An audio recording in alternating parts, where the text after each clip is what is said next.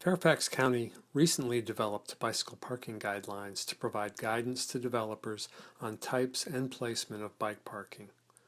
The guidelines provide an overview of bike parking, including characteristics of short and long-term parking. They also document minimum bicycle parking requirements for new developments. Some diagrams are included showing typical U-rack placement on sidewalks. Let's look at a couple of examples of U-racks used for short-term parking. These racks are on rails that can be configured with 3 or more racks.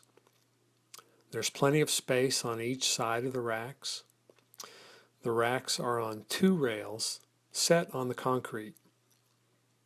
There are 2 contact points with the bike, and a U-lock can be used in several different locations on the bike. While heavy, racks on rails can be moved. Let's look at how a cyclist would use one of these racks. The cyclist easily leans the bike against the rack. This cyclist is using a cable lock. The advantage of a cable lock is that it can be used to secure both wheels and the frame of the bike.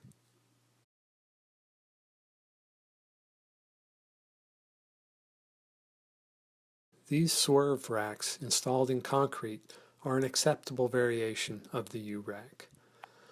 Let's look at an example of long-term parking in a covered, secure bike room. Both floor-mounted and hanging racks are used. There is a fix-it station located in one area and benches for cyclists to use when changing. These are some examples of undesirable racks that are not recommended in the bicycle parking guidelines.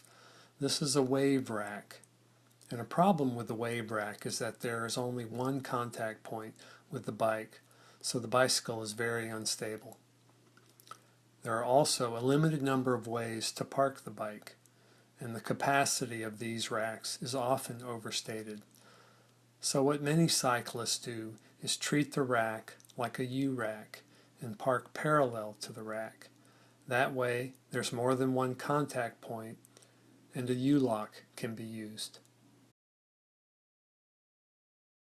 This rack is what is often referred to as a grill rack or a schoolyard rack. For some bikes that have a rear rack with panniers, the rear wheel will not fit in the intended slot. Even if it does fit, a U-lock cannot be used. So what many cyclists do is use the end of this rack and use it like they would a U-rack, where there's multiple contact points and they can use their U-lock. It's common for cyclists to park in a grill rack with the front wheel in the parking slot. Since the front wheel is movable, the bike can easily fall. That's why these racks are sometimes referred to as wheel bender racks. When the front wheel is parked in the rack, you can use a U-lock on the wheel.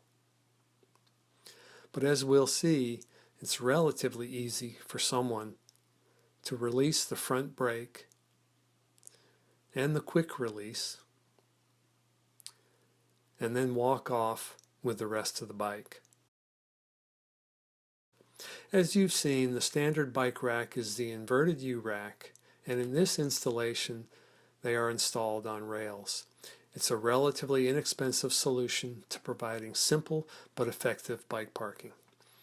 For more information, you can contact us at info@fab-bikes.org.